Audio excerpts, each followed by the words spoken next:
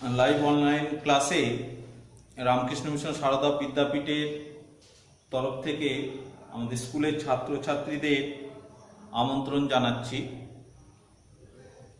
আমরা গতদিন অনলাইন ক্লাসে আনন্দমঠ নিয়ে আলোচনা করেছিলাম। সেখানে এই টপিক্সটা একটা সাবস টপিক্স আছে। তোমরা জানো টপিক্সটা হচ্ছে সংঘবদ্ধতা গড়ার কথা। সংঘবদ্ধতা গড়ার কথা, জাতীয়তাবাদ, এবং তার সাথে এই জাতীয়তাবাদের শুরুটা হয়েছিল ব্রিটিশ ঔপনিবেশিক শাসনের ফলেই ভারতবর্ষে।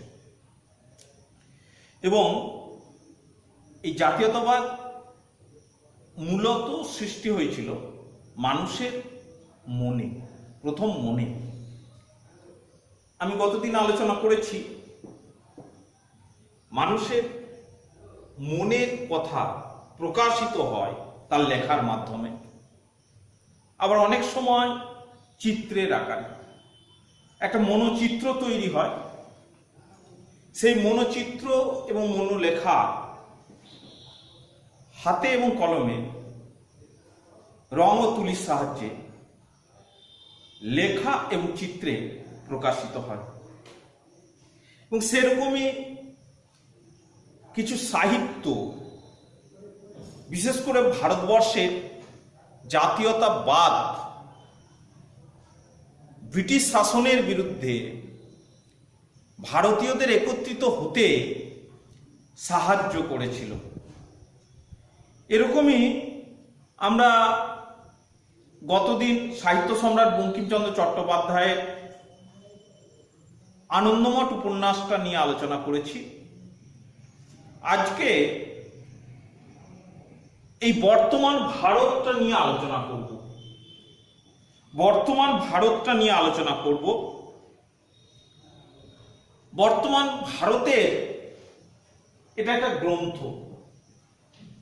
তোমরা যেহেতু রামকৃষ্ণ মিশনের ছাত্র, এই বর্তমান ভারত গ্রন্থটি লিখেছেন স্বামী বিবেকানন্দ। স্বামী বিবেকানন্দ, এই স্বামী বিবেকানন্দের সময়কাল তোমরা বলতে পারবে? স্বামী বিবেকানন্দের সময়কাল বলো। স্বামী বিবেকানন্দ কেউ পারবে?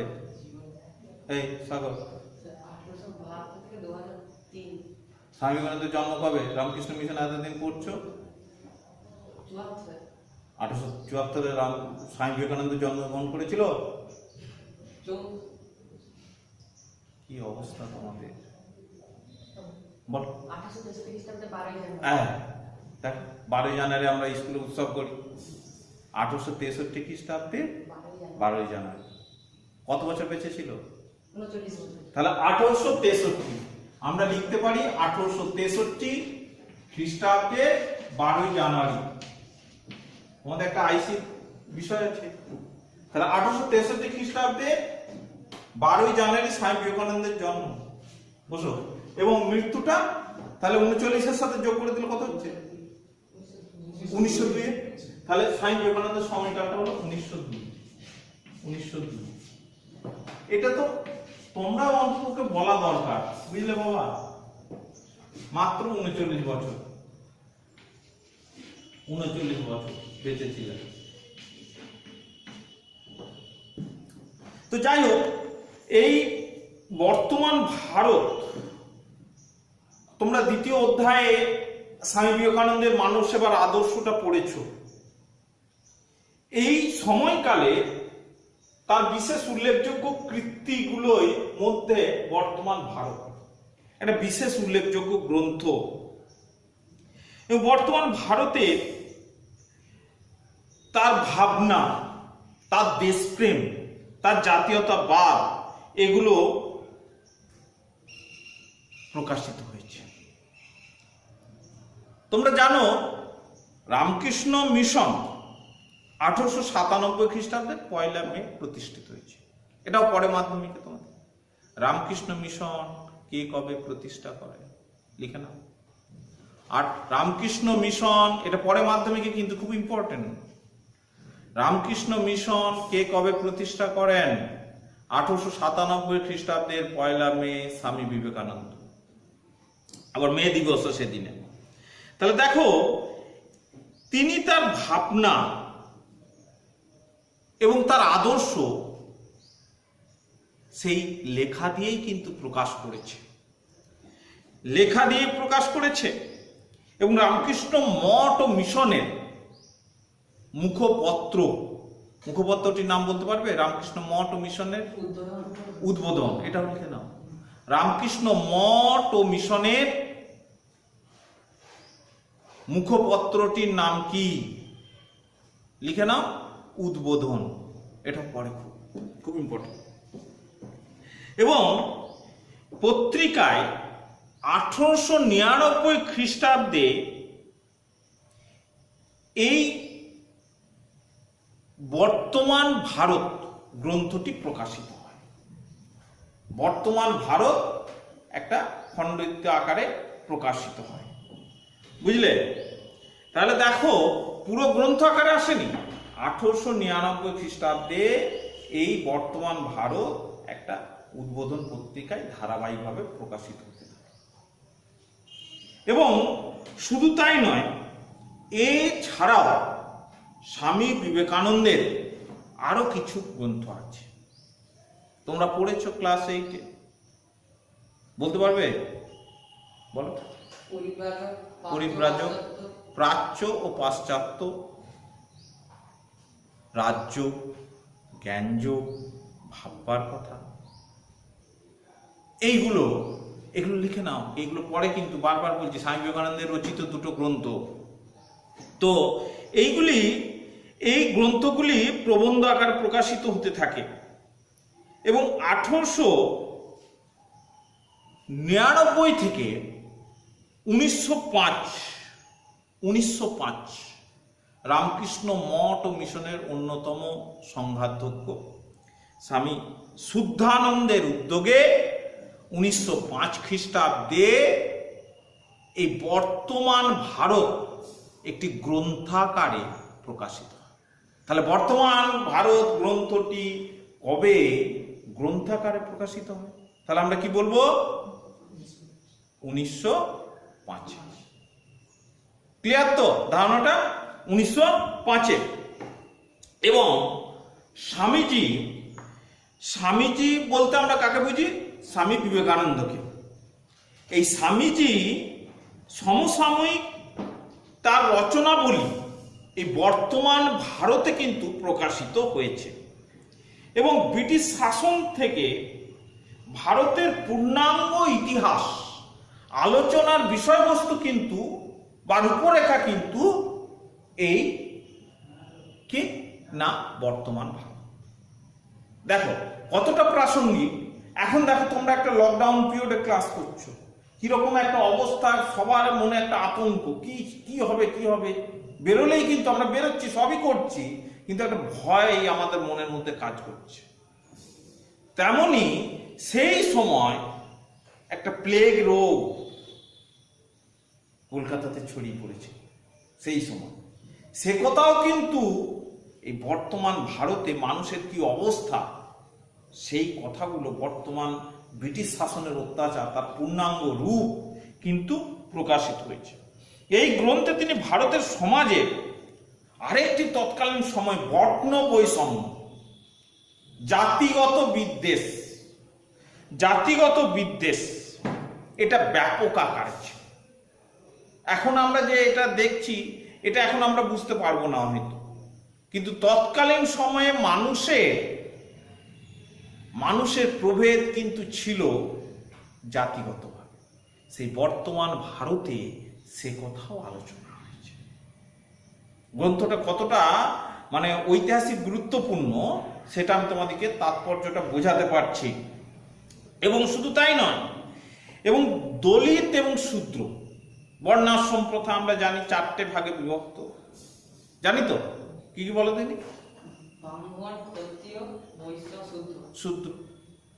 তাহলে এই শূদ্র বা দলিত শ্রেণী, দলিত মানে হচ্ছে পদদলিত শ্রেণী, পরিষ্কার করে পদদলিত, সমাজের তারা সেবক, অন্যান্য 3টে জাতির থেকে তারা সেবা। এই পদদলিত শ্রেণীর, দলিত শ্রেণীর প্রতি যে তীব্র বঞ্চনা, তীব্র ক্ষোভ, এটা কিন্তু এই বর্তমান ভারতে আলোচিত হয়েছে। এবং বৈদিক যুগে আমরা জানি ব্রাহ্মণ্য, পুরোহিতবাদ তারা শক্তিশালী ছিল, তারা সমাজের মাথা ছিল। এবং পরে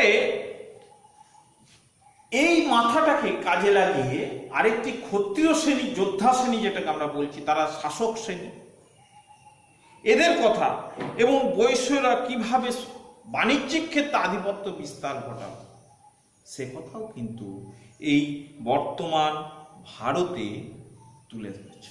এবং ভবিষ্যতে কি হবে,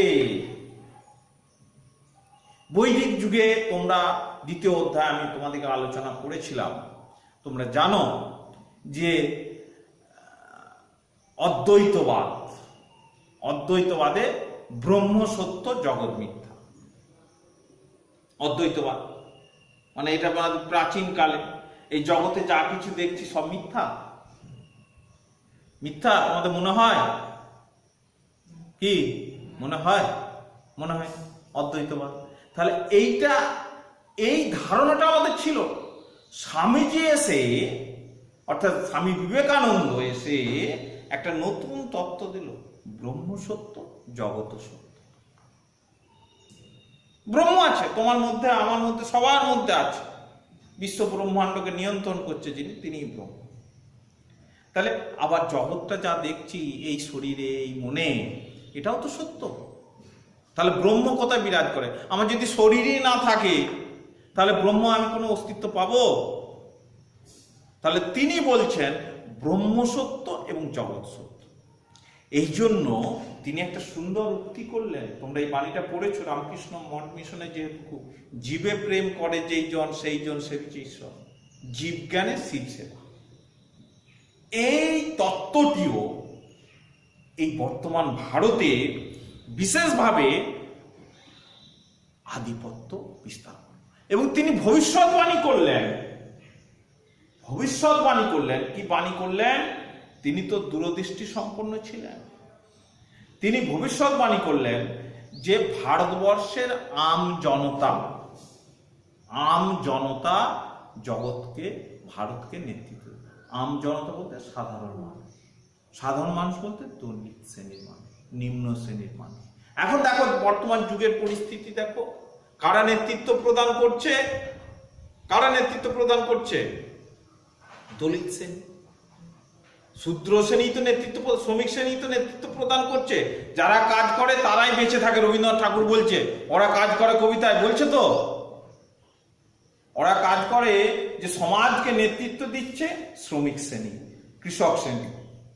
এই যে লকডাউনের বাজে সমস্ত কাজকর্ম বন্ধ, দেখো এখন আমাদের অন্নটা জুটিয়ে যাচ্ছে কৃষকরা। তাদের যদি কাজটা বন্ধ হয়ে যেত, খাবার উঠতো? তাহলে সেই কবে ঘোষণা করে গেছে, কবে ভবিষ্যৎবাণীটা করে গেছে, সেটা দেখা এখন বর্তমানে কতটা প্রযোজ্য, কতটা দূরদৃষ্টি সম্পন্ন ছিল। এই কথাগুলি বর্তমান ভারতে হয়েছে। এবং খেটে খাওয়া মানুষ, তারা হাতে শূদ্র জাগরণ এটাও বিশেষ উল্লেখযোগ্য। এবং এটা তার গুরুর কাছ থেকেই শেখা, জীব সেবা, শিব সেবা, এই যে আদর্শ। এবং শুধু তাই নয়, স্বামীজি দরিদ্র অবহেলিত ভারতবাসীর জন্য উদ্বেগ প্রকাশ করে। স্বামীজি আমেরিকায় গেছে, তোমরা জানো, পড়েছো, আমেরিকায় গেছে। ভারতবাসীর কথা চিন্তা করে তিনি আর সেই মখমলের আরাম কেদারায় বসতে পারছেন না। মেঝেতে একদম কাতরাচ্ছেন, কাঁদছেন ভারতবাসী দুঃখ দারিদ্রতার কথা ভেবে। এই যে তার ভাবনা এবং তার সাথে নিজেকে একত্রিতভূত করছে, এই অধ্যায়টাই হচ্ছে জাতীয়তাবোধ। দেখো স্বামীজি তো পরের জন্য জীবন উৎসর্গ করেছে, তার মধ্যে কিরকম জাতীয়তাবোধ, ভারতবাসীর যাতে উন্নতি হয়, এই আদর্শটা বর্তমান ভারতে বিশেষভাবে প্রকাশিত হয়েছে। এবং দেশবাসীকে পাশ্চাত্যের অনুকরণ বাদ দিয়ে, প্রাচ্য পাশ্চাত্য যে গ্রন্থটা আছে, পাশ্চাত্যের অনুকরণ বাদ দিয়ে, ওয়েস্টার্ন দেশগুলোর অনুকরণ বাদ দিয়ে আমার দেশের মধ্যেই ঐতিহ্য আছে, সংস্কৃতি আছে, সেখানে ভারত মাতার মুক্তির জন্য কাজ করতে আহ্বান জানানো হচ্ছে। ভারত মাতার মুক্তি, যাতে ভারতবাসী কি করতে পারে না, দেশকে স্বাধীন করতে পারে, তার মাকে মুক্তি পথ দেখাতে পারে। তিনি বলেন, কি বললেন, যে মানুষ জন্ম থেকেই মায়ের জন্য বলি প্রদত্ত। কেউ মাকে ভালোবাসো না? তোমরা এরকম কেউ আছো? বলো দেখি। আমি তোমাদেরকে একটা সত্যি কথা বলছি, কেউ মাকে ভালোবাসো না। সবচেয়ে সম্পর্ক আমাদের গভীর নিবিড় সম্পর্ক এই পৃথিবীতে যদি হয়, তিনি হচ্ছেন মা।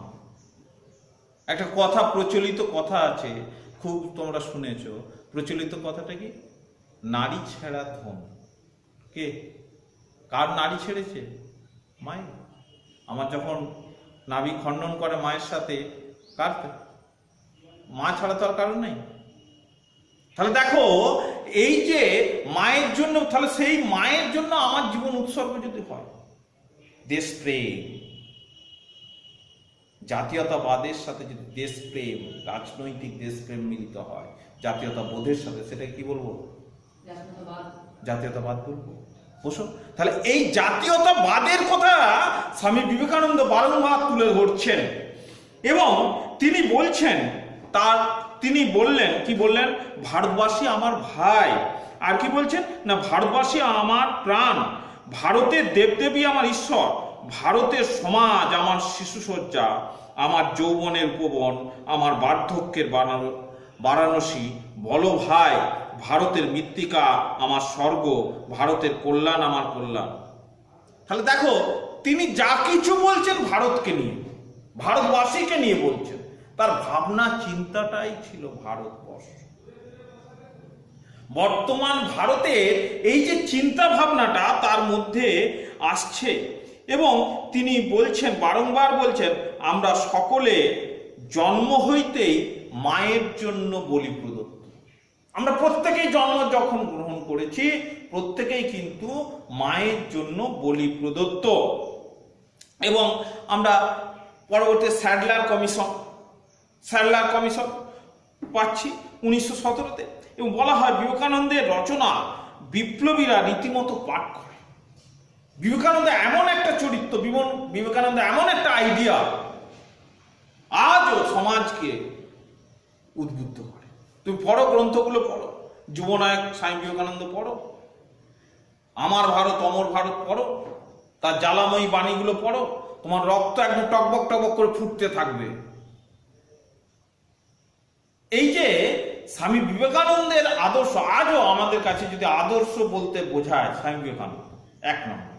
অনেকের কাছে কত মহান ব্যক্তি আছে, সবার কাছে আদর্শ কিন্তু অনেকের কাছেই, বেশিরভাগের কাছেই, যেমন আমরা বলতে পারি, এবং ওয়েস্টার্ন দেশগুলোর মধ্যেও এই আদর্শ এই বর্তমান ভারতের থেকে আমরা এগুলো জানতে পারি। শ্রী অরবিন্দ ঘোষ বলছেন, বিবেকানন্দ আমাদের জাতীয় জীবনের গঠনকর্তা। অরবিন্দ ঘোষ তিনি একজন মনীষী, বিপ্লবী, স্বাধীনতা সংগ্রামী। তিনিও বলছেন যে, কি বলছেন না, বিবেকানন্দই আমাদের জাতীয় জীবনের গঠনকর্তা, জাতীয় জীবনের গঠনকর্তা। ডক্টর আর জি প্রধান বলছেন, কি বলছেন না, আধুনিক ভারতীয় জাতীয়তাবাদের জনক। ভারতের যে জাতীয়তাবাদ তার যে জনক, ইভেন আমরা নেতাজি সুভাষচন্দ্র বসুর কথা বলি, তার আধ্যাত্মিক গুরুকে স্বামী বিবেকানন্দ। তাহলে দেখো স্বামী বিবেকানন্দ কিরকম মহান ব্যক্তি। এটা পরে মাধ্যমিকে খুব তোমরা লিখে নাও যে ভারতের জাতীয়তাবাদের জনককে, তখন লিখতে হবে স্বামী বিবেকানন্দ বলেছেন আর জি প্রধান, ডক্টর আর জি প্রধান। এবং বর্তমান গ্রন্থটি স্বাধীনতার যুগে নয়, বর্তমান যুগেও, বর্তমান ভারত গ্রন্থটি আজও প্রযোজ্য। এবং বর্তমান ভারতে স্বদেশ মন্ত্র, বিশেষ করে শীর্ষকে স্বামীজির স্বদেশবাসীর প্রতি কি হচ্ছে, আবেগ বলিষ্ঠ, তার ব্যক্তিত্বের আভাস নেই। একটা ব্যক্তিত্ব কিন্তু প্রত্যেকের দরকার। এই ব্যক্তিত্ব গড়ে ওঠে নিজের চরিত্রের মধ্যে দিয়ে। প্রত্যেকের একটা ব্যক্তিত্ব থাকা দরকার, আর এটা গড়ে উঠবে তোমার চরিত্রের মধ্যে দিয়ে। এই চরিত্রটা যদি তুমি গঠন করতে পারো, স্বামীজি বারংবার চরিত্রের উপর, ম্যান মেকিং এডুকেশনের উপর বলছে, এডুকেশনের উপর জোর দিচ্ছেন। এবং তিনি তার ইঙ্গিতপূর্ণ বক্তব্যগুলি, হে ভারত, এই পরানুবাদ, পরানুকরণ, পরমুখাপেক্ষা, এই দাসসুলভ দুর্বলতা, এই ঘৃণিত জঘন্য নিষ্ঠুরতা, এইমাত্র সম্বলে তুমি উচ্চাধিকার লাভ করবে। তিনি বলছেন, তোমার যদি ব্যক্তিত্ব না থাকে, তোমার যদি আত্মসম্মান না থাকে, তুমি অপরকে অনুকরণ করে এবং তার সাথে অপরকে ঘৃণা করে, অপরের মুখাপেক্ষা হয়ে দাসসুলভ আচরণ প্রকাশ করে তুমি তোমার উচ্চাভিলাষ, তোমার যেটা আশা, সেটা তুমি পূরণ করতে পারবে? তোমার ব্যক্তিত্ব ফুটে উঠবে? তিনি বলছেন বর্তমান। তাহলে এই ব্যক্তিত্বের কথা তিনি ক্যারেক্টারিস্টিক বিল্ড এর কথা বলছেন, চরিত্র গঠনের কথা বলছেন। এবং বর্তমান ভারতের ঐতিহ্য সংস্কৃতি প্রচারক, আবার তিনি আধুনিক ধর্মের প্রবর্তক। আধুনিক যে ধর্ম, আমি একটু আগেই বললাম যে আমাদের অদ্বৈতবাদের তত্ত্ব, বললাম তো, সে অদ্বৈতবাদের থেকে তিনি বেরিয়ে গেলেন, দিয়ে নববেদান্তবাদ। তাহলে নববেদান্তবাদের প্রবর্তককে স্বামী বিবেকানন্দ। তাহলে এই নববেদান্তবাদের মূল কথা কি? যদি বলা হয় নববেদান্তবাদের মূল কথা কি, হ্যাঁ, জগৎ সত্য, ব্রহ্মসত্য, ব্রহ্মসত্য, জগৎ সত্য। তার জ্বলন্ত বাণীটাকে, জীবে প্রেম করে সেই জন সেবিছে ঈশ্বর। তাহলে দেখো, এই কথাগুলো কিন্তু খুব আবেগপূর্ণ কথা। যদি আমরা জীবনে আদর্শ করতে পারি, বুঝতে পারবো। এবং তার এই কথাগুলি বিশেষভাবে উল্লেখযোগ্য, এবং তাই আধুনিক ভারতের নির্মাণের মূল সূত্র কিন্তু এই বর্তমান ভারতে লুকিয়ে আছে। এবং বর্তমান ভারত গ্রন্থ আধুনিক ভারতের দিক নির্ণয়ের একটা নির্দেশক গ্রন্থ। তাহলে আমরা বোঝাতে পারলাম, একটা মোটামুটি গ্রন্থটা একটা বোঝাতে পারলাম। এটা খুব সুন্দরভাবে একটা প্রশ্ন এসে থাকে। এত ডিটেলস আলোচনা করলাম কারণ একবার মাধ্যমিকে এসছিল তোমাদের কি প্রশ্নটি, না ভারতের জাতীয়তাবাদের বিকাশে বর্তমান ভারতের অবদান লেখো। এই প্রশ্নটা লিখে নাও, ভারতের জাতীয়তাবাদের বিকাশে বর্তমান ভারতের অবদান লেখো, এই প্রশ্নটি। আমরা এই টপিকসটা এখানে শেষ করলাম, পরের টপিকসে আসছি।